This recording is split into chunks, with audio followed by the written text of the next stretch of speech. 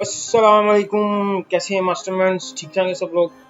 तो I hope आप सब लोगों के 10th क्लास के पेपर्स बड़े अच्छे ज़बरदस्त हो गए होंगे। ठीक है, मेरी दुआएं आपके साथ हैं। अल्लाह ताला आपको बहुत बहुत अच्छे नंबर से पास करें। तो तो बेटा आज के तो बेटा आप सब लोगों के लिए गुड न्यूज़ है, खुशखबरी है। खुशखबरी ये है कि मैं क्लास फर्स्ट ईयर के लिए लेक्चर सीरीज़ लेके आया हूँ आपकी फर्स्ट ईयर की मैथमेटिक्स की बुक। तो आज का लेक्चर जो है पहला लेक्चर है उस सीरीज़ का। तो आज के लेक्चर में हम क्या क्या काम करेंगे जी, चलें आज हम करेंगे। सबसे पहले तो बुक का रिव्यू करेंगे जी। क्लास 11th की नई बुक जो है मैथ की, उसका आज सबसे पहले रिव्यू करेंगे। 5-10 मिनट का हम रिव्यू करेंगे। आपको मैं बताऊंगा कौन से चैप्टर्स हैं, कितने चैप्टर्स हैं, कौन से आसान हैं, कौन से मुश्किल हैं। ठीक है, तो उसके बाद हम चैप्टर 1 आज स्टार्ट करेंगे। चैप्टर 1 स्टार्ट करने से हम उसके बाद हम करेंगे एक्सरसाइज 1.1। तो एक ही लेक्चर में पूरी की पूरी एक्सरसाइज मैं आपको करवा दूंगा। वन शॉट वीडियो है, इसमें पूरी एक्सरसाइज आपकी complete with detail all explanation with examples इंशाल्लाह आपको मैं समझाऊंगा। तो पहला लेक्चर है, थोड़ा सा लेंथी हो सकता है, तो ज़्यादा जो है आपने बेसब्रे नहीं होना। इतना लंबा लेक्चर है, सिर्फ तसल्ली से आपने कॉन्सेप्ट समझ लेना है। आपके लिए कोई इतना मुश्किल काम नहीं है। पहला चैप्टर बहुत इजी सा है। ठीक है, चलें जी स्टार्ट करते हैं आज की वीडियो।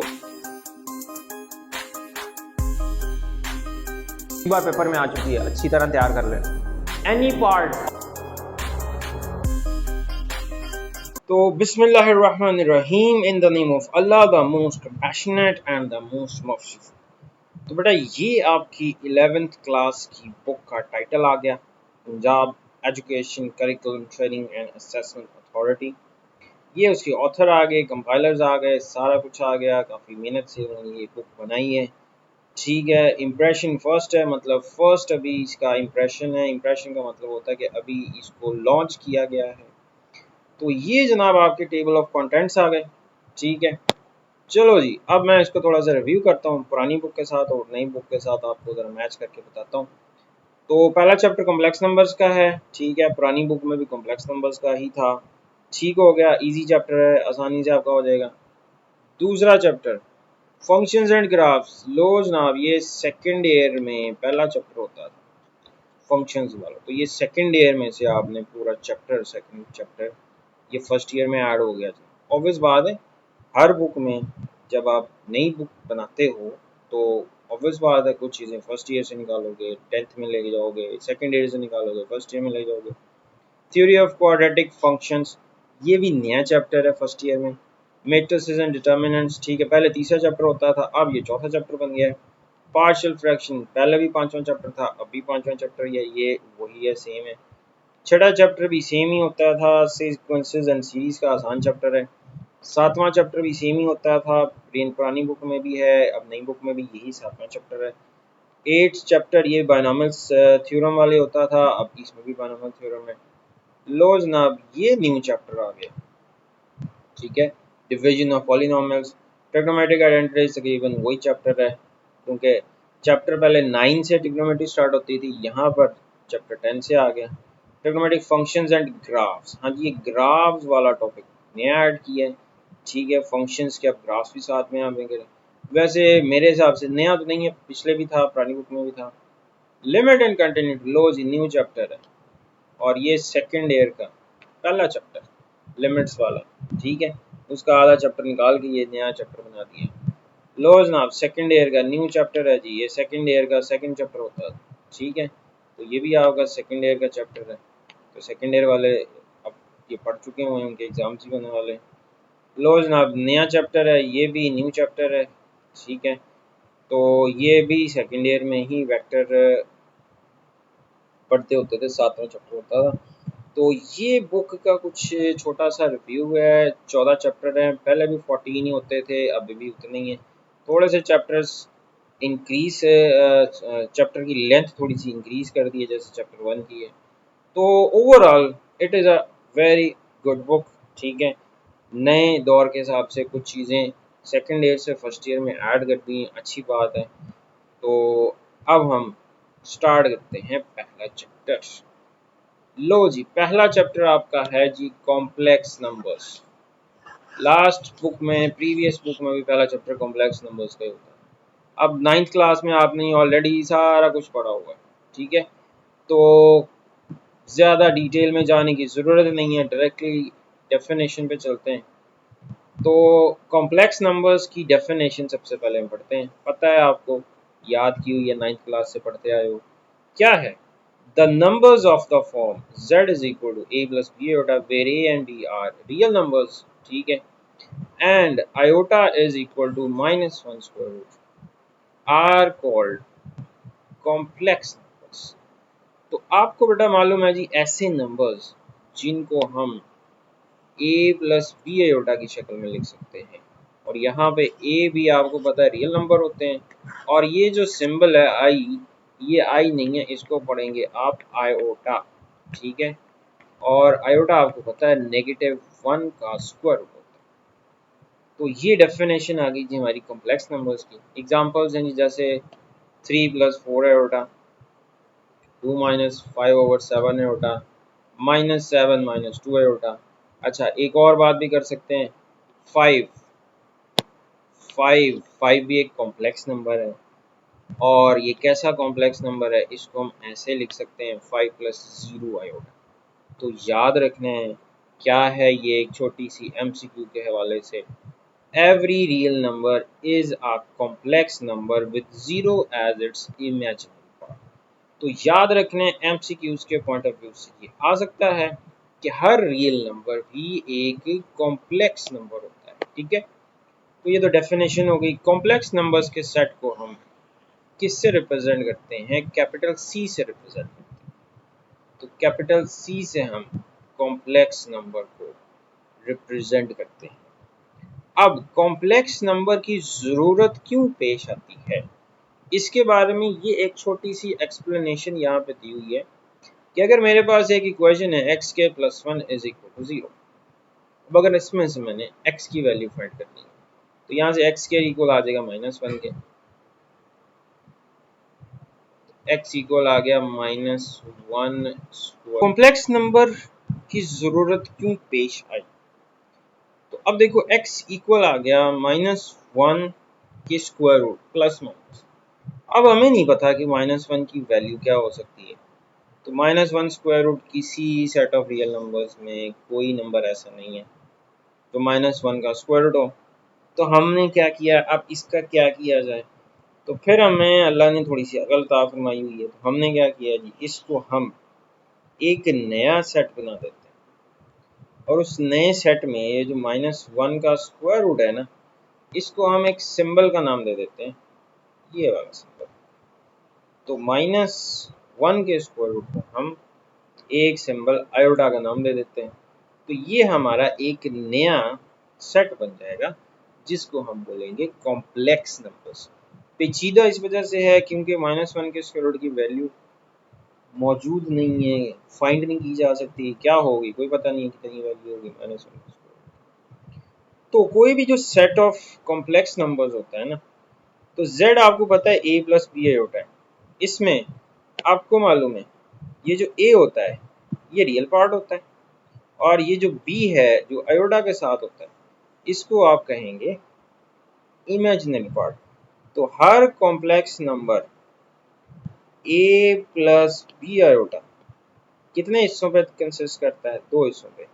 तो a जो होता है, जो बगैर आयोटा वाला होता है, ये रियल पार्ट कहलाता है, और ये जो b होता है जो आयोटा के साथ होता है, इसको बोलते हैं इमेजिनरी पार्ट।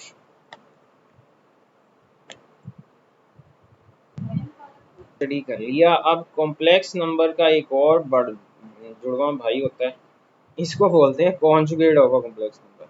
तो किसी भी कॉम्प्लेक्स नंबर का कॉन्जुगेट कैसे निकालना होता है, तो क्या है, अगर a प्लस बी आयोटा एक कॉम्प्लेक्स नंबर हो, तो अगर हम आयोटा की साइन चेंज कर दें, a माइनस बी आयोटा कर दें, तो ये जो हमारा नया कॉम्प्लेक्स नंबर बनेगा, इसको हम इसका जुड़वा भाई बोलेंगे, और इसको कहेंगे conjugate of a complex number, और इसको हम z बार से रिप्रेजेंट करते हैं। किससे रिप्रेजेंट करते हैं? z बार से।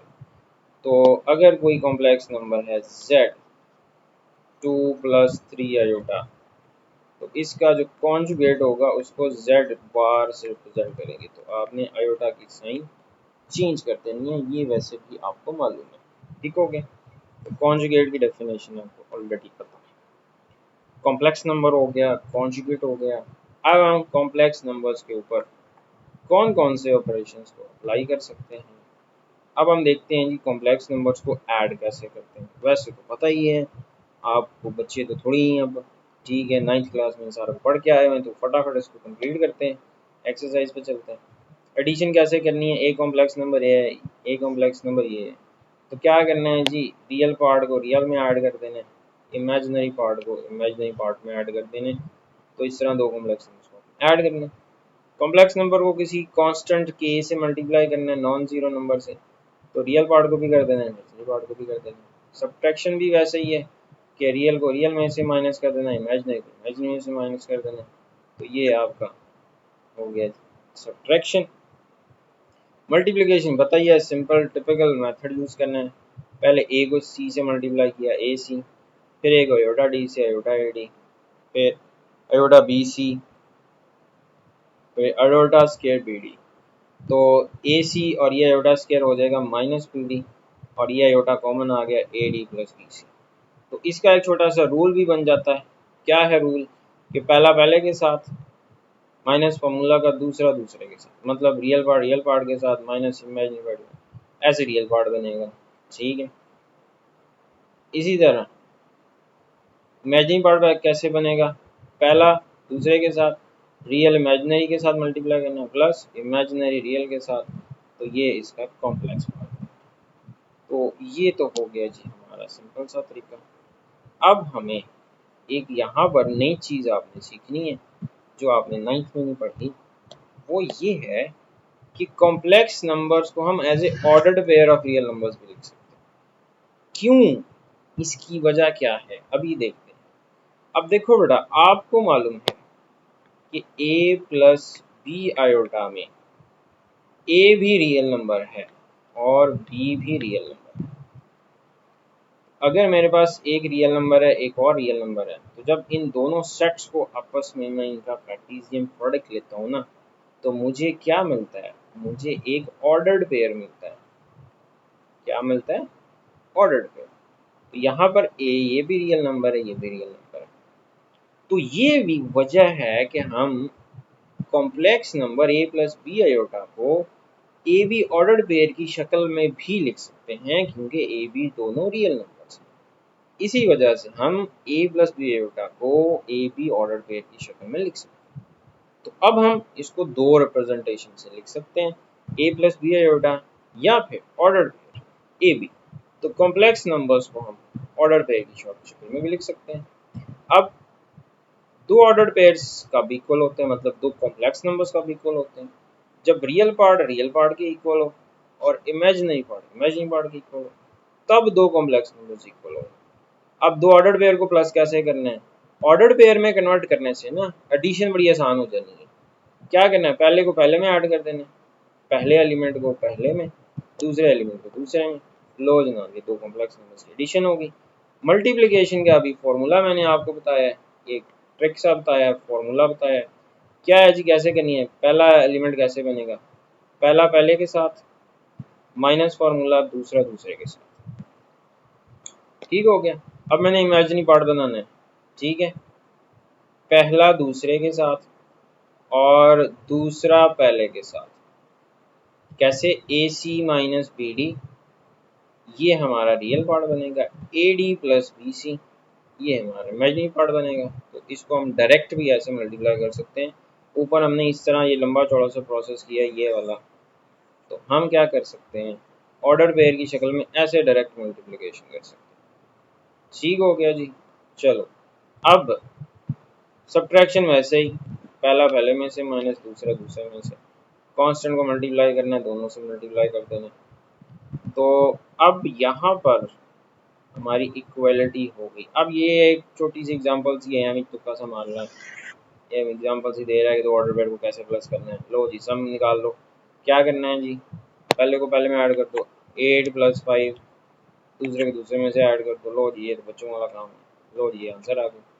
डिफरेंस कैसे निकालना है जी? डिफरेंस ये आ गया, पहला पहले में से माइनस, दूसरा दूसरे में से माइनस। प्रोडक्ट कैसे निकालें? अब प्रोडक्ट का देखो, मैं आपको बताता हूँ। ये हमने करना है 8 इन और 9 को मल्टीप्लाई करना है 5 माइनस 6 के साथ। चलो अब फॉर्मूला लगाओ, क्या था? पहला पहले के साथ 8 इंटू 5 माइनस फॉर्मूला का दूसरा दूसरे के साथ 9 माइनस 6। ये क्या बन गया? ये पार्ट बन गया। ठीक हो गया। अब इमेजिनरी पार्ट, पहला दूसरे के साथ, ठीक है, और दूसरा पहले के साथ और प्लस दरमियान में। तो इस तरह जो है ये आसानी से एवेल्यूएट हो जाए। लो ये एक एग्जांपल भी होगी।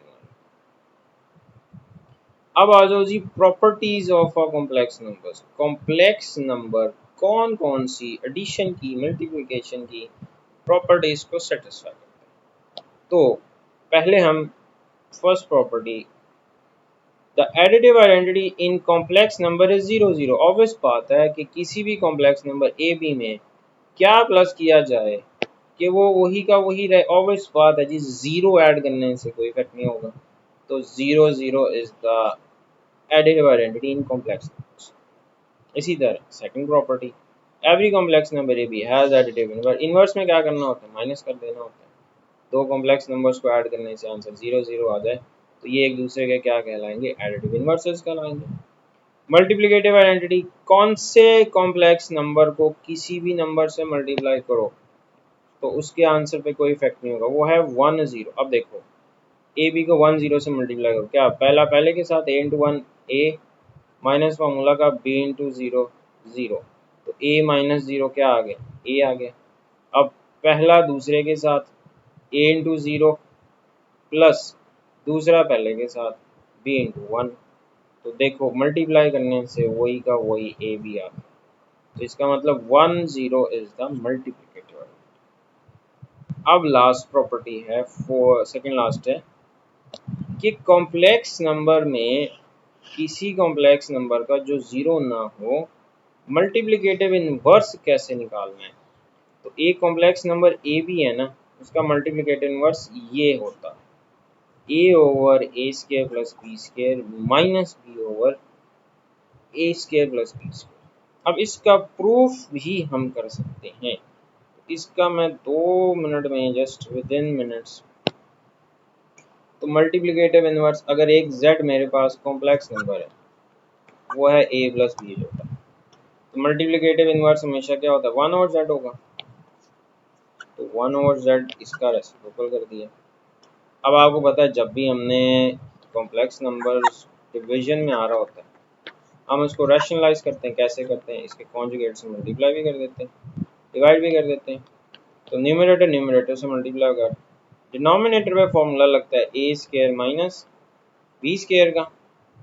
तो ए माइनस बी आयोटा ओवर, अब ये आपको पता है आयोटा स्केयर -1 होता है, तो माइनस माइनस क्या हो गया? +1 हो गया। अब आप रियल पार्ट का डिनोमिनेटर अलग कर दो और इमेजिनरी पार्ट का डिनोमिनेटर अलग कर दो। तो ये हमारा 1/z है ना, तो जब इसको ऊपर लेके आओगे क्या हो जाएगा? तो z इनवर्स हो जाएगा। तो किसी कॉम्प्लेक्स नंबर का मल्टीप्लिकेटिव इनवर्स कैसे निकालना है? ऑर्डर पेयर में कैसे निकलेगा? a over A square plus B square, यह फॉर्मूला आपने याद रखना है, माइनस बी ओवर ए स्केयर प्लस बी स्केयर। तो इस तरह किसी भी कॉम्प्लेक्स नंबर का आपने क्या निकालना है? Multiplicative inverse. फॉर्मूला से हमने करना है।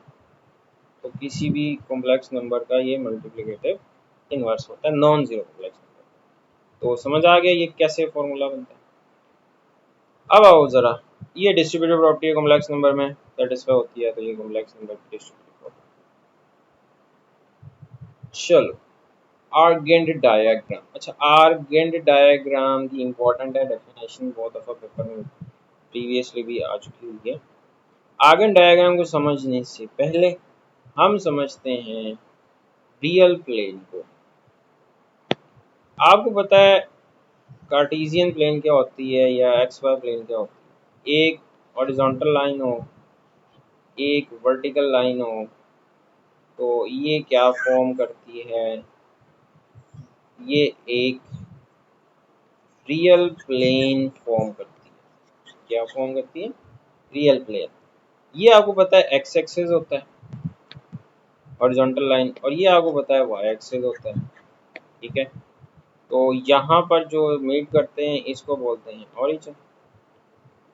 अब इसमें हम क्या प्लॉट करते हैं? Ordered pair. तो आपको पता है पहले क्वाड्रेंट में एक्स भी पॉजिटिव होता है, वाई भी पॉजिटिव होता है, दूसरे में एक्स नेगेटिव वाई पॉजिटिव, तीसरे में एक्स नेगेटिव वाई भी नेगेटिव, और चौथे में एक्स पॉजिटिव वाई नेगेटिव।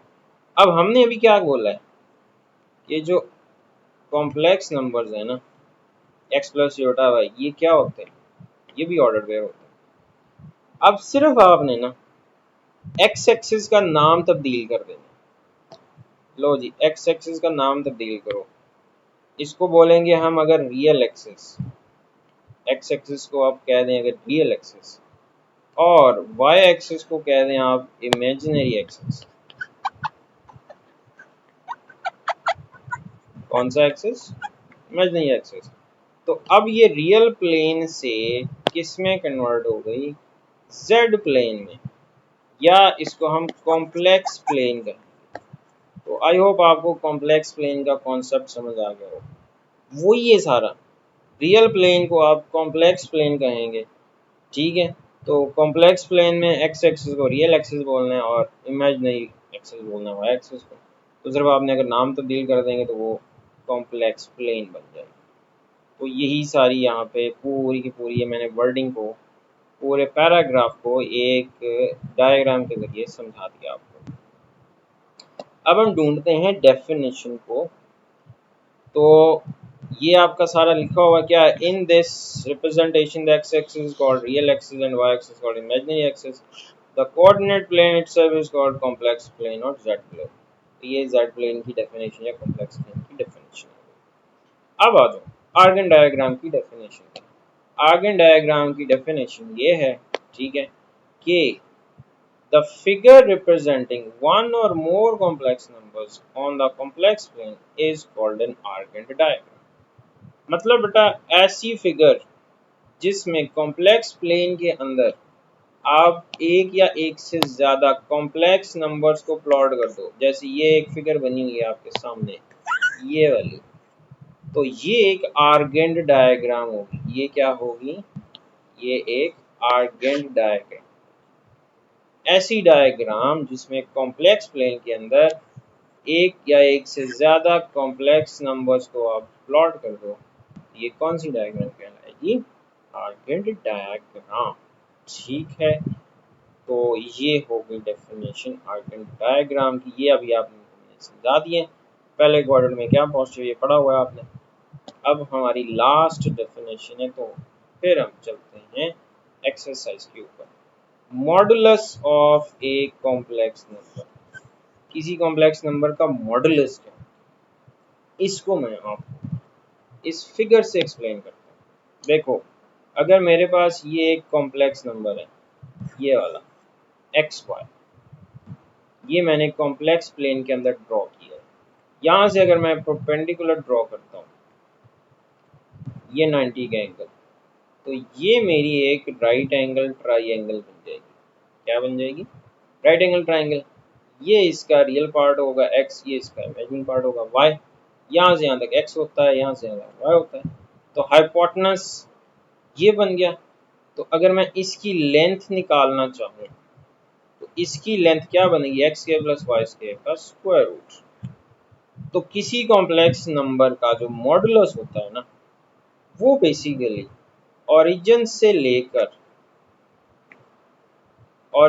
लेकर उस कॉम्प्लेक्स नंबर तक की जो बेटा लेंथ होती है ना, ये कहलाता है इस कॉम्प्लेक्स नंबर का मॉडुलस। क्या कहलाता है?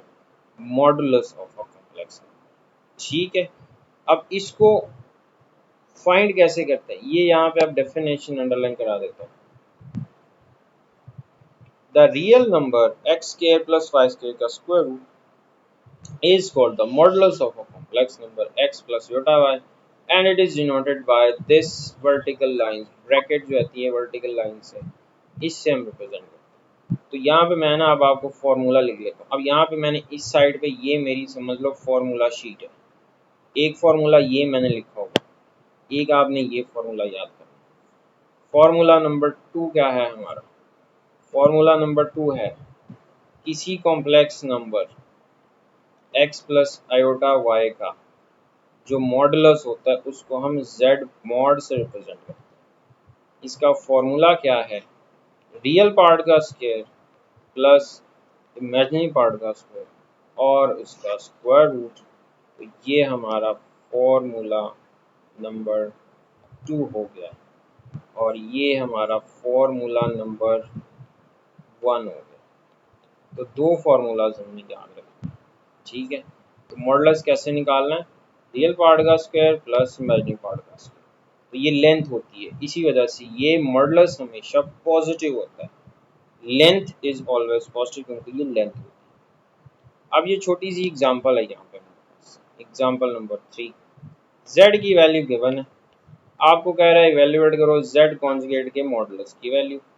आपको मालूम है जी सबसे पहले हमने इसके न्यूमरेटर का स्क्वायर एक्सपेंड किया, a square plus 2ab plus b square, ठीक है। इसको सॉल्व करने से ये -4 और प्लस का 1 -3 ये आ गया। अब आपको पता है इसको हमने रैशनलाइज कर देना, रैशनलाइज कर दिया, न्यूमरेटर को न्यूमरेटर से मल्टीप्लाई किया तो ये सारा मल्टीप्लाई करके आ गया। डिनोमिनेटर पे फॉर्मूला लग गया a square minus B square. तो न्यूमरेटर में ये सिंप्लीफिकेशन होगी 4 + 1 5, तो इसमें से 5 कॉमन निकाल लिया, यहाँ पर रह गया 2 प्लस आयोटा ओवर 5 कट गया। तो देखो z की वैल्यू क्या आ गई? -2 प्लस आयोटा। अब मैंने इसका कॉन्जुगेट लेना है, कॉन्जुगेट ले लो, क्या हो गया? -2 माइनस आयोटा, कॉन्जुगेट में क्या करते हैं हम? आयोटा की साइन चेंज कर देते हैं। अब मॉडुलस निकालना है मैंने इसका, तो मॉडुलस का फॉर्मूला क्या है? रियल पार्ट का स्क्वायर प्लस इमेजिनरी पार्ट का स्क्वायर। तो ये बना जी 4 + 1 5 स्क्वायर रूट। तो लो जनाब ये मैंने ऊपर ही कर दिया। अब क्या आंसर आ गया हमारा? z कॉन्जुगेट का मॉडुलस का स्क्वायर 5। लो जनाब ये सारी थ्योरी हमारी हो गई कंप्लीट। लो अब आ जाओ जी एक्सरसाइज 1.1 पे। तो आप कहोगे कि सर ये तो हमें पूरी एक्सरसाइज आती है। हाँ जी, आसान सी एक्सरसाइज है। पहला क्वेश्चन, सिंप्लीफाई द फॉलोइंग, एटा की पावर 9 17 is and this। तो चलो क्वेश्चन नंबर 1 स्टार्ट करते हैं। चलो बच्चों स्टार्ट करते हैं। पहला question, simplify iota raise to the power 9। आपको मालूम है हमें आयोटा स्क्वायर किसके इक्वल होता है? -1 के इक्वल होता है। अब 9 जो है 2 पे डिविजिबल नहीं है, तो आपको मालूम है ये 9th में भी किए हुए हैं। क्या करना है, इसको कैसे लिखेंगे? एक आयोटा अलग कर लेंगे, क्या हो गया? आयोटा की पावर 8 हो गई। अब इसको सिंप्लीफाई कर लो। आयोटा 8 क्या होगा? 2 पे डिविजिबल है, 4 2 ज़ार 8। आयोटा स्क्वायर की वैल्यू पुट करो, कितना होता है? -1। तो अब आपको मालूम है कि अगर -1 की पावर इवन हो तो +1 आंसर आता है, ठीक है। अगर -1 की पावर ऑड हो तो -1 आंसर आता है। ये फॉर्मूला याद रखना, क्या है?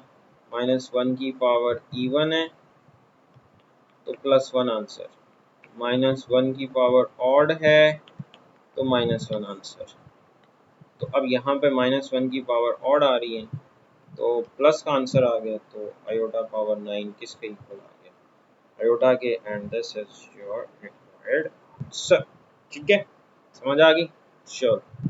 आयोटा की पावर 17, तो आपको मालूम है 17 2 पर डिविजिबल नहीं है, कैसे लिखेंगे? आयोटा इंटू आयोटा 16, ठीक है। आयोटा 16 को लिखेंगे आयोटा स्क्वायर की पावर 8।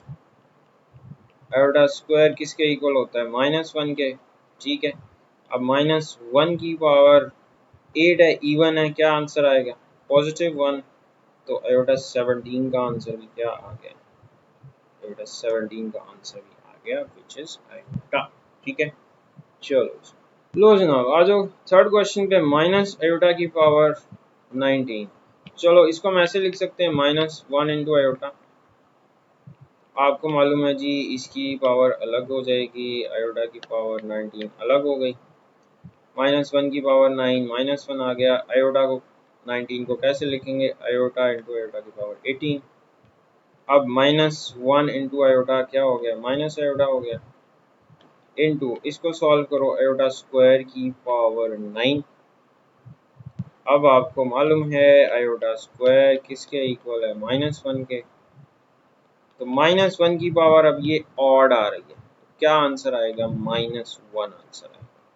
तो माइनस आयोटा इंटू -1 क्या हो गया, प्लस का आयोटा, तो इसका आंसर क्या हो गया, प्लस आयोटा। जी तो क्वेश्चन नंबर 4 पे आ जाओ। ये है जी माइनस, और ये बेटा इंपॉर्टेंट क्वेश्चन है बोर्ड एग्जाम्स के लिए, शॉर्ट क्वेश्चन। तो बेसिकली प्रीवियसली फर्स्ट चैप्टर में से शॉर्ट ही आते हैं, लॉन्ग नहीं आता इसमें से। चलो सॉल्व करते हैं। -1 की पावर -21/2, इसको पहले हम आयोटा में कन्वर्ट करते हैं। क्या हम इसको ऐसे लिख सकते हैं, -1 की पावर 1/2 और होल की पावर 21। अब ये ज़रा देखो आयोटा किसके इक्वल होता है, -1 का स्क्वायर रूट। अब स्क्वायर रूट का मतलब क्या होता है, पावर 1/2। तो देखो -1 की पावर 1/2 बेटा किसके इक्वल हो जाएगा, हाँ जी आयोटा के इक्वल हो जाएगा। तो अब ये बनी आयोटा की पावर -21। अब हम इसको पॉजिटिव बनाएंगे, आयोटा की पावर 21 को नीचे पॉजिटिव हो गया। अब हम इसको उसी तरह ही सॉल्व करते जाएंगे। तो आयोटा 21 को लिख सकते हैं आयोटा इंटू आयोटा 20। आयोटा वैसे ही आयोटा 20 को लिखोगे आयोटा स्क्वायर की पावर 10। अब आयोटा स्क्वायर आपको मालूम है -1 होता है, -1 की पावर 10 क्या हो जाएगा, +1 हो जाएगा। तो इसका आ गया 1/आयोटा। अब हमें फ्रैक्शन में आयोटा नहीं चाहिए, इसको ख़त्म करने के लिए हम क्या करेंगे, क्योंकि इसमें रियल पार्ट नहीं है, तो अब हम इसको इस तरह रैशनलाइज कर देंगे। तो आयोटा से मल्टीप्लाई कर देंगे, आयोटा से ही डिवाइड कर देंगे। तो iota into 1 iota, iota into iota square हो गया। आपको मालूम है आयोटा स्क्वायर किसके इक्वल होता है, -1 के। तो क्या जवाब आ गया इसका, minus iota, that is your answer. ठीक है, तो बताओ समझ आ गया ये क्वेश्चन, ठीक है। इस तरह आपने ये क्वेश्चन नंबर 2 पे आ जाओ। क्वेश्चन नंबर 2 ये भी बहुत इंपॉर्टेंट क्वेश्चन है शॉर्ट क्वेश्चन के पॉइंट ऑफ व्यू से। Prove that z conjugate is equal to z if and only if। अब ये आई डबल एफ, इसका मतलब ये स्पेलिंग गलत नहीं है। आई डबल एफ का मतलब होता है इफ एंड ओनली इफ। इसका मतलब होता है कि स्टेटमेंट दोनों तरफ से सही है, इस तरफ से पढ़ेंगे तब भी सही है, इस तरफ से पढ़ेंगे तब भी सही है, वाइस वर्सा है। दोनों तरह से स्टेटमेंट ट्रू होगी कि अगर z कॉन्जुगेट इक्वल होगा z के तो z रियल होगा, और अगर z रियल है तो z कॉन्जुगेट इक्वल। ये हमने साबित करना है। चलो जी अब इसको सॉल्व करते हैं। हम करते हैं जी सपोज पहले तो एक कॉम्प्लेक्स नंबर लेते हैं a प्लस बी आयोटा, क्योंकि इसका कॉन्जुगेट भी चाहिए तो हमने इसका कॉन्जुगेट भी ले लिया a माइनस बी आयोटा। अब पहले हम ये सपोज करेंगे, क्या सपोज करेंगे, suppose that z conjugate is equal to z। ये सपोज करेंगे, ये साबित करेंगे, ठीक है। तो पहले हमने सपोज किया कि z conjugate इक्वल है z के, तो हम इसको साबित करते हैं कि z रियल। अब z conjugate की वैल्यू पुट कर दो, a माइनस बी आयोटा आ गया, z की वैल्यू पुट कर दो, a प्लस बी आयोटा आ गया। इसको लेफ्ट साइड पे ले आओ तमाम टर्म्स को, यहाँ से देखो माइनस से प्लस से कैंसिल हो गया, तो -2 बी आयोटा। अब देखो -2 आयोटा से जब मैं डिवाइड करूँगा तो b की वैल्यू क्या आ जाएगी, b की वैल्यू 0 आ जाएगी, क्योंकि -2 आयोटा नॉन ज़ीरो नंबर है, तो नॉन ज़ीरो नंबर से मैंने डिवाइड कर दिया। अब b ज़ीरो है तो z के अंदर अगर मैं b को ज़ीरो रख दूँ तो z की वैल्यू क्या आ गई, a। तो आपको मैंने शुरू में बताया था कि ऐसा कॉम्प्लेक्स नंबर जिसका इमेजिनरी पार्ट ज़ीरो हो वो कौन सा नंबर होता है, रियल नंबर होता है। तो क्या साबित हो गया, देयरफॉर z इज रियल। तो मैंने क्या किया, ये साबित किया, सॉरी ये सपोज किया और ये प्रूफ कर दिया। तो ये हमारा एक तरफ से स्टेटमेंट की वेरिफिकेशन होगी, प्रूफ होगी स्टेटमेंट। अब चलेंगे हम कन्वर्सली। अब कन्वर्सली में हम क्या करेंगे, सपोज उलट सपोज करेंगे। अब सपोज करेंगे z इज रियल। अगर z इज रियल है सो b और imaginary part must be zero. तो आपको मालूम है अगर z जो है वो रियल हो उसका इमेजिनरी पार्ट हमेशा क्या होगा, इमेजिनरी पार्ट इज ज़ीरो। तो अगर z रियल है तो b की वैल्यू क्या होगी, ज़ीरो होगी। चलो जी z में b की वैल्यू ज़ीरो पुट कर दो, तो z का आंसर भी a आ गया। z कॉन्जुगेट में भी b की वैल्यू ज़ीरो पुट कर दो तो z कॉन्जुगेट भी a आ गया। तो इसका मतलब यहाँ से क्या साबित हो गया, therefore z conjugate is z। तो देखो हमने ये पूरा सॉल्व कर दिया, प्रूव कर दिया कि z conjugate is equal to z if and only if z is real. तो क्या हुआ जी, हेंस प्रूव्ड। तो ये है जी हमारा क्वेश्चन नंबर कौन सा, 2। ठीक है, तो आई होप समझ आ गया होगा, एक दफ़ा फिर देख लो, ध्यान से देख लो। ठीक है, चलो जो क्वेश्चन नंबर 3 पे, ये भी बहुत ही आसान सा सिंपल सा क्वेश्चन है। क्वेश्चन क्या है जी, for z is a complex number show that z plus z conjugate over 2 is a real part of z। R E का मतलब होता है रियल पार्ट ऑफ z। जब आर ई ऑफ z लिखा तो इसका मतलब इसमें सिर्फ हमने रियल पार्ट को लिखा है, रियल पार्ट ऑफ z को लिखा है। मतलब अगर हम z में इसका कॉन्जुगेट ऐड करें, उसको 2 पे डिवाइड करें तो आंसर z का रियल पार्ट आएगा। ये साबित करना, चलो सॉल्व करते हैं।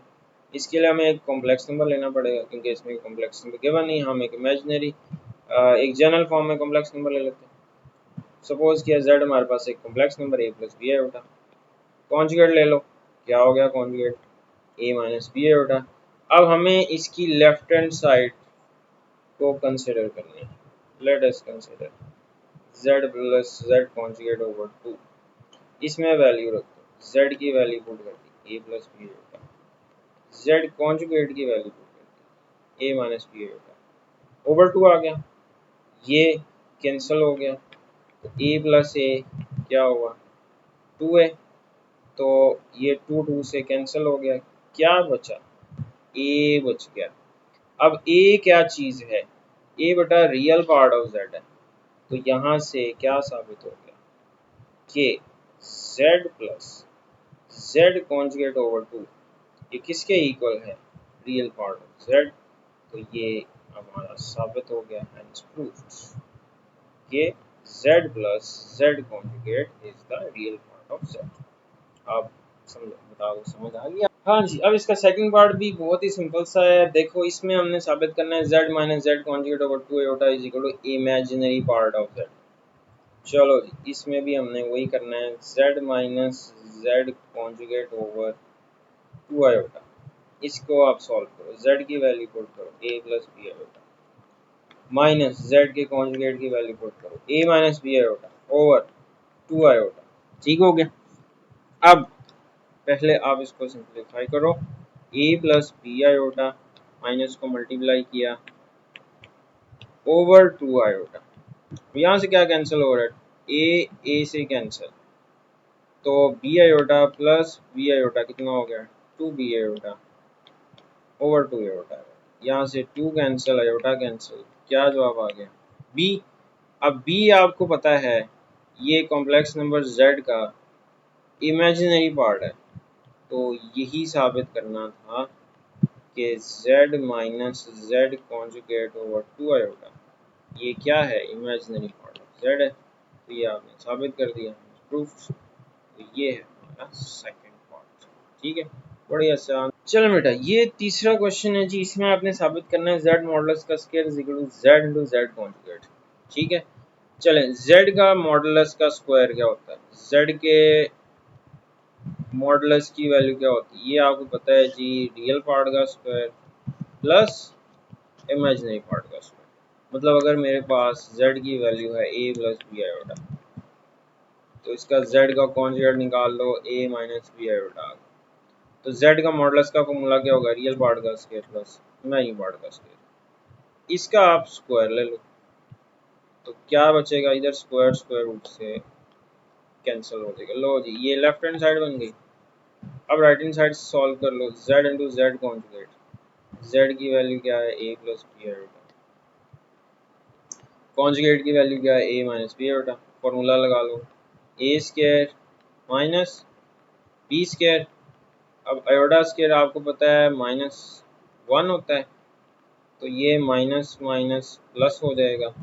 तो देखो z इंटू जेड बार, इसकी वैल्यू भी क्या आ गई, सेम आ गई। तो देखो इक्वेशन 1 और 2 से, सो देयरफॉर z मॉडुलस का स्क्वायर किसके इक्वल होगा, z इंटू जेड कॉन्जुगेट के। तो ये हमारा थर्ड पार्ट भी प्रूफ किया। ठीक है, ठीक है। तो z हमारे पास है a plus B iota, z conjugate हमारे पास है a minus B iota, z का मॉडुलस है square root of a square plus b square. तो z के मॉडुलस का स्क्वायर क्या हो गया, a square plus b square. तो पहले हम इसकी लेफ्ट हैंड साइड फाइंड करते हैं, 1 ओवर z फाइंड करते हैं। अब 1 ओवर z की वैल्यू है ये, इसका रेसिप्रोकल कर लो, क्या हो जाएगा, a प्लस बी आयोटा। तो आपको पता है इसको हमने रैशनलाइज कर देना, a minus B iota over a minus B iota, rationalise कर दिया। न्यूमरेटर न्यूमरेटर से मल्टीप्लाई कर दो, डिनोमिनेटर पे फॉर्मूला लग गया a square minus B square. अब a माइनस बी आयोटा, तो आयोटा का स्क्वायर होता है -1, तो ये माइनस माइनस प्लस हो गया। तो इसको हम 1 का नाम दे देते हैं, तो 1 ओवर z की वैल्यू ये आ गई। अब राइट हैंड साइड क्या है, z conjugate over z modulus का स्क्वायर। तो z का कॉन्जुगेट क्या है, a minus B iota, z के कॉन्जुगेट का स्क्वायर क्या है, a square plus B iota, a square plus b square. तो देखो 1 और 2 से क्या ये सेम आ रहा है, so therefore 1 over z equal आ गया z conjugate over z modulus का स्क्वायर। ठीक है, तो समझ आ गया ये। अब आ जाओ क्वेश्चन नंबर 4 पे। बहुत ही आसान सा क्वेश्चन है और बहुत इंपॉर्टेंट क्वेश्चन है। ये शॉर्ट क्वेश्चन में भी आ सकता है, एमसीक्यूज में भी आ सकता है। आपने मल्टीप्लिकेटिव इनवर्स फाइंड करना है इन कॉम्प्लेक्स नंबर्स का। तो फर्स्ट पार्ट है -4 और 7। तो सपोज कर लेते हैं ये हमारा z है, -4 7। अब इसमें देखो रियल पार्ट की वैल्यू होती है a, x भी लिख सकते हो, इमेजिनरी पार्ट की वैल्यू b, मतलब a की वैल्यू निकले, b की वैल्यू निकले। अब मैंने आपको फॉर्मूला नंबर 1 बताया था, क्या था, याद किया है, नहीं किया याद करो, a ओवर a square plus b square minus b ओवर a square plus b square. तो किसी भी कॉम्प्लेक्स नंबर का मल्टीप्लिकेटिव इनवर्स हमने इस फॉर्मूला से फाइंड करना। ठीक हो गया। अब आपने जो ए बी फाइंड किया था, इसमें ये ए बी की वैल्यू पुट कर दो। ए की वैल्यू -4, ए की वैल्यू -4, बी की वैल्यू 7, बी की वैल्यू 7, ए की वैल्यू -4 7। अब जस्ट सिंप्लीफिकेशन करनी है, तो -4 ओवर 16 प्लस 49 -7 ओवर 16 प्लस 49, तो -4 ओवर 9 6 15, 4 1 5 65 हो गया। लो जनाब, ये हमारा क्या आ गया, इस कॉम्प्लेक्स नंबर z का multiplicative inverse which is z inverse. तो समझ आ गया, बहुत इजी क्वेश्चन है। ए बी की वैल्यू फाइंड करनी है, ठीक है। उसके बाद ये फॉर्मूला लिखना है, ठीक है। उसमें वैल्यूज पुट करनी है, ऑटो का बटन दबाना है, गर्मा गर्मा आंसर बाहर, ठीक है। मतलब सिंप्लीफिकेशन करनी है, फॉर्मूला याद रहना चाहिए। फॉर्मूला याद है तो क्वेश्चन इजीली सॉल्व हो जाएगा। अब अगले दोनों पार्ट्स इसी तरह ही सॉल्व करने हैं, कर देता हूँ जी। उनके स्टूडेंट्स को कहेंगे कि सर जी सारे पार्ट कर दें, हमसे ये भी नहीं होने, तो चलो जी मैं कर देता हूँ। तो z की वैल्यू क्या है, अब ये प्रीवियस बुक में भी यही था पूरा क्वेश्चन, सेम वही क्वेश्चन। तो z की वैल्यू है square root 2 minus 5 square root. Solve करो, a की वैल्यू क्या आ गई, स्क्वायर रूट 2, b की वैल्यू क्या आ गई, माइनस स्क्वायर रूट 5। चलो जी फॉर्मूला बताओ, a ओवर a square plus b square minus b ओवर a square plus b square. Values put करनी है, a की वैल्यू square root 2 square root 2 square minus square root 5 square minus minus square root 5 2 square roots minus square root 5 square. Simplify कर दो, square root 2 square square root से cancel, ये minus positive हो जाएगा स्क्वायर की वजह से, 5 रह गया, ये पॉजिटिव हो गया, 2 प्लस 5। सिंप्लीफाई कर दो, square root 2 over 7 square root 5 over 7 and this is your हंसता मुस्कुराता आंसर, ठीक है। तो समझ आ गया क्वेश्चन, तो ये है जी हमारी। चलो जी थर्ड पार्ट है, तो इसमें a की वैल्यू 1 b की वैल्यू 0, z इनवर्स का फॉर्मूला लगाओ, a ओवर a square plus b square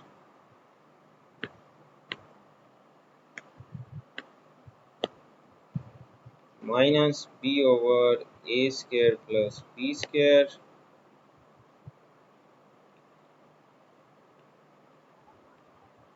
तो वैल्यूज पुट कर दो, a की वैल्यू 1, a की वैल्यू 1, b की वैल्यू 0, b की वैल्यू 0, a की वैल्यू 1, b की वैल्यू 0। तो यहाँ पर सिर्फ यही बचेगा 1, 0 ओवर समथिंग 0, तो z इज इक्वल टू 1 0 का मल्टीप्लिकेटिव इनवर्स क्या आ गया, 1 0 भी आ गया, क्योंकि 1 एक रियल नंबर है तो 1 का मल्टीप्लिकेटिव इनवर्स 1 ही होगा। तो ये आप डायरेक्ट भी लिख सकते हो अगर जी। तो क्वेश्चन नंबर 5 बेटा देखो, वही बच्चों वाला आपका 9th क्लास की क्वेश्चन है।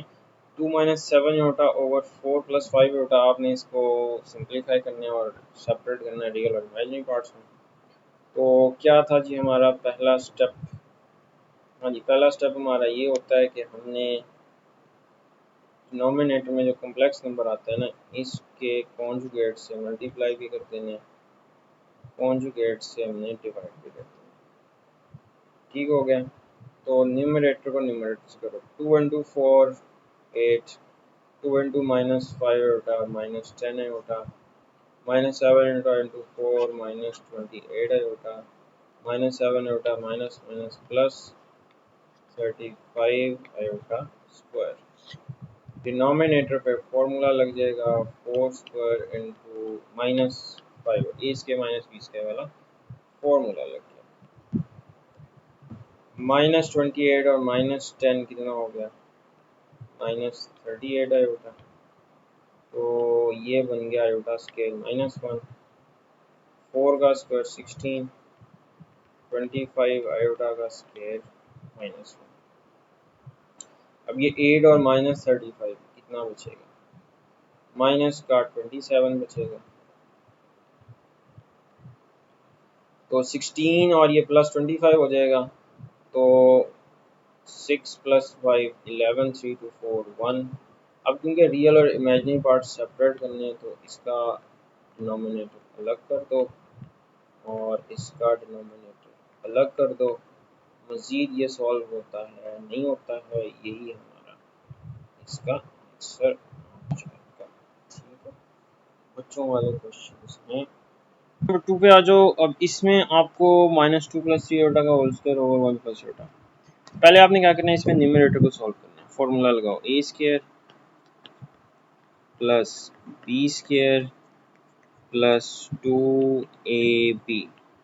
तो ये आपने न्यूमरेटर में स्क्वायर एक्सपेंड करना है, डिनोमिनेटर भी एज इट इज रहेगा। -2 का स्क्वायर 4 हो गया, 3 का स्क्वायर 9 हो गया, आयोटा का स्क्वायर -1, 2 × 2 4, 4 3 12, तो कितने हो गए 12 आयोटा हो गया, ओवर 1 + आयोटा। अब 4 - 9 कितना बचा, माइनस का 5 रह गया। इसको अब लो जनाब, ये हमारा -5 -12 आयोटा, ये हमारा एक्सप्रेशन आ गया सिंपल सा। अब इसको आपने क्या करना है, रैशनलाइज कर देना, 1 माइनस आयोटा से मल्टीप्लाई भी कर देना, डिवाइड भी कर देना है। न्यूमरेटर को न्यूमरेटर से -1 × +1 -5 minus minus plus 5 iota -12 iota -12 iota minus plus 12 iota square. Denominator पे फॉर्मूला लग जाएगा जी, 1 का स्क्वायर माइनस आयोटा का स्क्वायर, ए स्क्वायर माइनस बी स्क्वायर का फॉर्मूला लगेगा। न्यूमरेटर को सिंप्लीफाई कर लो, 12 में से 5 माइनस का 7 आयोटा बचा, ये बन जाएगा आयोटा स्क्वायर है ना, तो आयोटा स्क्वायर -1 होता है, माइनस का 12 हो जाएगा। 1 का स्क्वायर 1, आयोटा का स्क्वायर -1 प्लस 1 हो गया, तो -12 और 5 कितना हो गया, -17, -7 आयोटा ओवर 2। अब रियल पार्ट अलग कर दो, इमेजिनरी पार्ट अलग कर दो, ये हमारा आंसर आ गया क्वेश्चन 2 का। जी समझ आ गया। चलो जी क्वेश्चन नंबर 3 पे आ जाओ। ये आयोटा और 1 + आयोटा, क्या करना है, इसको मारना है सोटा नहीं, इसको करना है रैशनलाइज। 1 + आयोटा है तो क्या करेंगे, 1 माइनस आयोटा, इसको रैशनलाइज कर देंगे। न्यूमरेटर को न्यूमरेटर से मल्टीप्लाई कर दो, iota into iota, iota square, numerator numerator से मल्टीप्लाई हो गया। डिनोमिनेटर पे फॉर्मूला लग जाएगा, ए स्क्वायर माइनस बी स्क्वायर। अब माइनस आयोटा स्क्वायर कितना होता है, -1, 1 का स्क्वायर 1, आयोटा का स्क्वायर माइनस माइनस प्लस हो जाएगा, ये बन गया आयोटा प्लस 1 ओवर 2। तो इसको हम ऐसे लिखेंगे जी, आयोटा ओवर 2 प्लस 1 ओवर 2 एक ही हो गया। तो ये हम इसको वैसे लिख सकते हैं, 1 ओवर 2 आयोटा ओवर 2। तो ये क्वेश्चन नंबर 4 पे आ जाओ। तो सेम उसी पैटर्न पे है, कर दूं पूरा, चलो जी कर देते हैं। क्या हो जाएगा, 4 का स्क्वायर हो गया, a square plus b square का फॉर्मूला लगाओ, बी स्क्वायर हो गया plus 2a into b over 4 minus 3 iota. 4 का स्क्वायर 16, 3 आयोटा का स्क्वायर -9, आयोटा स्क्वायर मैंने -1 कर दिया, 4 2 ज़ा 8, 8 3 ज़ा 24 ओवर 4 माइनस 3 आयोटा। चलें जी, 16 माइनस 9 कितना बचेगा, 7 आ गया, 7 plus 24 iota over 4 minus 3 iota. अब आपको पता है जी इसको कैसे करना है सॉल्व, हम जी इसको कॉन्जुगेट से मल्टीप्लाई और डिवाइड कर देना है। कॉन्जुगेट से मल्टीप्लाई और डिवाइड कर दिया, मल्टीप्लाई कर दो, 7 × 4 28, 7 × 3 21 आयोटा, 24 × 4 4 4 ज़ा 16, 4 2 ज़ा 81 9 96 आयोटा हो गया। और 24 × 3 4 3 ज़ा 12, 3 2 ज़ा 6 एंड 1 7, और ये आयोटा स्क्वायर। डिनोमिनेटर पे फॉर्मूला लगेगा, ए स्क्वायर माइनस बी स्क्वायर। तो अब इसको सिंप्लीफाई कर दो, 28 96 और 21 6 + 1 7, और 9 + 2 11 ये हो गया। ये माइनस का 72 हो गया क्योंकि आयोटा स्क्वायर किसके इक्वल होता है -1। ये बन जाएगा -16। 3 का स्क्वायर हो गया 9, आयोटा का स्क्वायर -1 तो ये प्लस हो जाएगा। अब सिंप्लीफाई करो 72 और 28 माइनस करो। 12 में से 8 4, 6 में से 2 4 माइनस का 117 आयोटा ओवर 25। तो रियल पार्ट अलग कर दो, इमेजिनरी पार्ट अलग कर दो, तो ये हमारा सोल्यूशन का। जी तो ये बेटा आपका क्वेश्चन नंबर 6 आ गया। कुछ सौखा सा ही क्वेश्चन है, इतना मुश्किल नहीं है। ठीक है, शक्ल तो आपको अच्छी नहीं लग रही होनी, कड़ी लग रही होगी, कोई मसला कोई नहीं, हम इसको भी अच्छा कर लेते हैं। तो सोल्यूशन पे आ जाओ। इसकी बड़ा जस्ट वैल्यू फाइंड करनी है। Z1 का कॉन्जुगेट इनटू Z3 का कॉन्जुगेट ओवर Z2। ठीक है, इसकी वैल्यू हमने फाइंड आउट करनी है। चलो Z1 आपके पास ये है, डायरेक्ट लिख दो इसका कॉन्जुगेट। कॉन्जुगेट क्या हो गया 2 माइनस आयोटा इनटू Z3 ये है, इसका कॉन्जुगेट लिख लो 1 माइनस 3 आयोटा ओवर Z2 कितना है 3 माइनस 2 आयोटा। समझ लो जब पिछले क्वेश्चन ही बन गया है। आप चाहे पहले इनको मल्टीप्लाई करो, 2 इंटू 1 2 2 3 जा 6 iota minus iota minus minus plus 3 iota square. Simple multiplication कर दी, तो इसको आपने बस सिंप्लीफाई कर देना है। तो अल्लाह अल्लाह खैर सल्ला।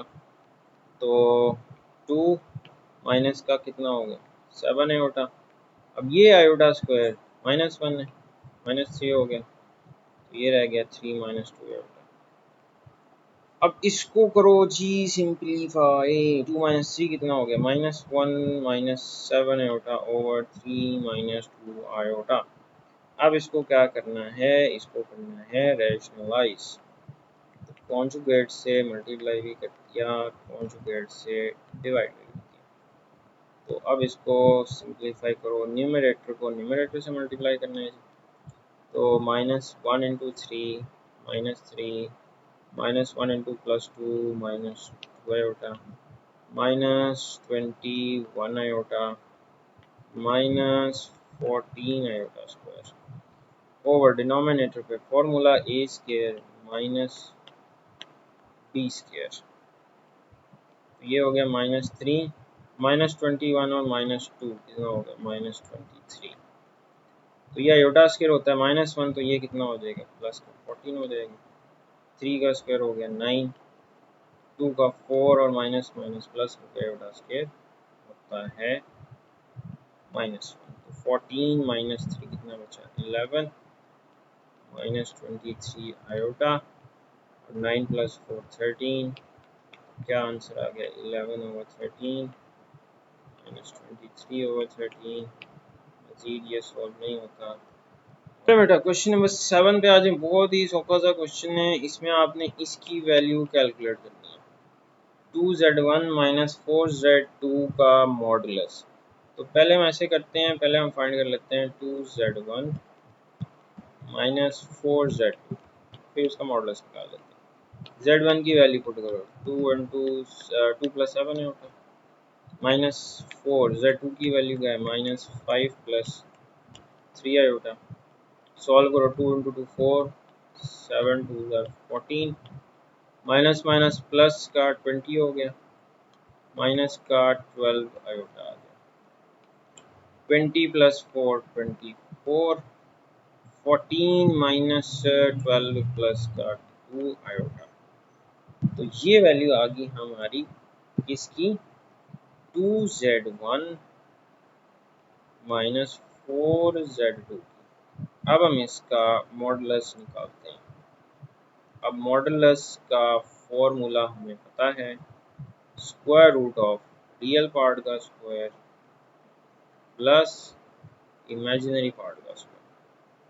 तो 24 का स्क्वायर निकालो 576, 2 का स्क्वायर आ गया 4, तो ये बन जाएगा जी 580। तो अब 580 तक भी आंसर ठीक है, तो सिंप्लीफिकेशन होती है तो कर दो। 2 2 ज़ा 4, 9 2 ज़ा 18, 2 1 ज़ा 2, 4 2 ज़ा 8, 5 2 ज़ा 10। तो अब ये 3 पे जाएगा, नहीं 5 पे जाएगा। 5 2 ज़ा 10, 5 9 ज़ा 45। तो तकरीबन ये फैक्टराइजेशन के बाद 2 इंटू 9 5 45 145 ये हमारा चला। चलो जी, अब आ जाओ क्वेश्चन नंबर 2 पे। ये है 3z1 प्लस 2z1 का कॉन्जुगेट, इसका मॉडल्स निकालना है। पहले हम निकालते हैं 3z1 प्लस 2z1 के कॉन्जुगेट की वैल्यू। ठीक है जी। अब z1 हमारे पास है जी 2 प्लस 7 आयोटा। अच्छा जी, अब इसका कॉन्जुगेट निकालो, क्या हो जाएगा? 2 माइनस 7 आयोटा हो जाएगा। तो अब आप इसको मल्टीप्लाई कर दो। 3 2 ज़ा 6, 7 3 ज़ा 21 आयोटा, 2 2 ज़ा 4, 4 2 2 7 ज़ा 14। तो 6 प्लस 4 हो गया 10। 21 में से 14 निकाल दो, कितना बचेगा? 7। तो ये हमारी वैल्यू आ गई 3z1 प्लस 2z1 के कॉन्जुगेट। अब हमने इसका मॉडुलस निकालना है। तो मॉडुलस का फॉर्मूला हमारे पास मौजूद है, रियल पार्ट का स्क्वायर प्लस इमेजिनरी पार्ट का स्क्वायर। तो 10 का स्क्वायर हो गया 100, 49 हो गया इसका, तो ये हो गया 149। अब इसकी कोई फैक्टराइजेशन होती है? नहीं होती, कुछ भी नहीं हो रहा आगे, यही हमारा इसका आंसर आ जाएगा। चलो जी, अब चलते हैं क्वेश्चन नंबर 3 पे। माइनस 7z2 प्लस 2z2, पहले इसको फाइंड करते हैं। तो माइनस 7 z2 की वैल्यू हमारी है जी -5 प्लस 3 आयोटा। ठीक है, तो ये ज़रा इसमें गड़बड़ आ गई, ये इसमें कॉन्जुगेट भी करना था, तो ये कॉन्जुगेट भी है। अब आगे हमारे क्या करना है? 2। अब z2 का कॉन्जुगेट लिखो, -5 माइनस 3 आयोटा। अब जस्ट पहले इसको सिंप्लीफाई करो।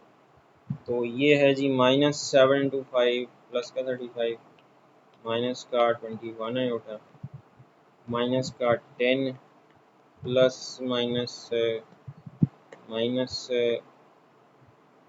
तो ये बन गया जी माइनस का 6 आयोटा।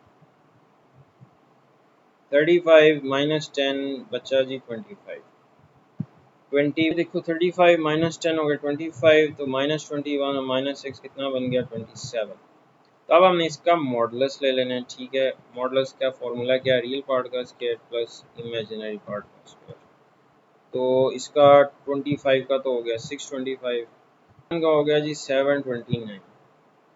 इसको आप ऐड अप कर लो, इसको आप ऐड कर लो। 9 प्लस 5 14, 4 आ गया, 2 to 4 प्लस 5, 7 प्लस 6 13, तो ये आ गया 1354। अगर इसकी फैक्टराइजेशन होती है तो कर लो, नहीं तो यही आपका। चलो जी, क्वेश्चन नंबर 4 है जी। इसमें पहले z1 प्लस z2 का क्यूब निकालेंगे। ठीक है, तो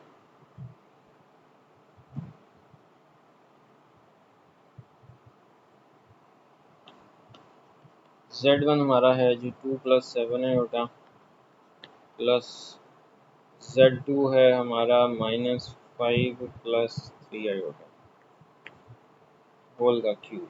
तो 2 माइनस 5 कितना बचा? -3, 7 प्लस 3, ये हो गया 10।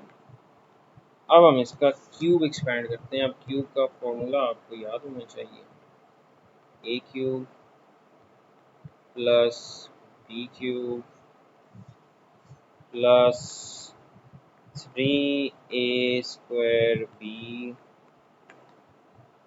Plus 3ab²। चलो जी, इसका हमने क्यूब एक्सपेंड कर दिया, a cube plus b cube plus 3a² plus 3ab²। ये हमने क्यूब का फॉर्मूला लगा दिया। अब -3 का क्यूब हो गया -27, 10 एटा का क्यूब हो गया 1000 एटा क्यूब, ये बन गया 9 3 27, 270 एटा। इसको करोगे 3 3 9 और 10 का स्क्वायर ये। अब एटा क्यूब को हम लिख सकते हैं एटा इंटू एटा स्क्वायर, ये as it is Etah square -1 हो गया माइनस माइनस प्लस, तो 100 इंटू 900 आ गया। अब ये सारा सिंप्लीफाइड फॉर्म में हो गया। अब -27 में से 900 निकाले 873 बचे। 270 और -1000, 1000 में से 270 निकालो, 10 में से 0 में से 0 0, 10 में से 7 है 3। अच्छा जी, यहाँ पर रहेगा 9, 9 में से 2 7, तो ये आएगा हमारा नेगेटिव का -730। तो ये आ गया Z1 प्लस Z2 का क्यूब। ठीक है, यहाँ तक समझ आ गई है। अब हमने इसका मॉडुलस निकालना है, Z1 प्लस Z2 के क्यूब का मॉडुलस। तो मॉडुलस का फॉर्मूला लगाओ 873 रियल पार्ट का स्क्वायर प्लस इमेजिनरी पार्ट का स्क्वायर। लो जी, अब हमें कैलकुलेटर यूज करना पड़ेगा। 873 का स्क्वायर आ गया 762129 प्लस 32900। अब इन दोनों स्क्वायर पॉसिबल नहीं है, आगे करंट लोड होगी नहीं काफ़ी है। ठीक है जनाब, लंबा आंसर आ रहा है तो इतना ही काफ़ी है। तो यही हमारा आंसर हो गया। तो लो जनाब, ये काफ़ी मेहनत के बाद मैंने आपको पूरी एक्सरसाइज एक ही लेक्चर में करवा दी। लो देखो जी, सारे के सारे क्वेश्चंस इंशाल्लाह इसी तरह मैं आपको रोज़ाना तो नहीं खैर, क्योंकि इस पर काफ़ी मेहनत लगती है। यहाँ पे थोड़ा सा कलर डिम हो गया था। तो इंशाल्लाह रोज़ाना नहीं तो हर 1-2 दिन के बाद एक एक्सरसाइज का लेक्चर आपको मिल जाएगा। और इंशाल्लाह आपने लाइक सब्सक्राइब ज़रूर कर देना है, ताकि मुझे भी थोड़ा सा फ़ायदा हो जाए, मुझे भी थोड़ा सा हौसला अफजाई हो जाए। तो इंशाल्लाह नेक्स्ट लेक्चर में हम नेक्स्ट टॉपिक करेंगे, एक्सरसाइज 1.2 कंप्लीट समझाऊंगा, वन शॉट वीडियो होगी। तो तब तक के लिए अल्लाह हाफिज़, कीप लर्निंग मास्टरमाइंड्स, अल्लाह हाफिज़।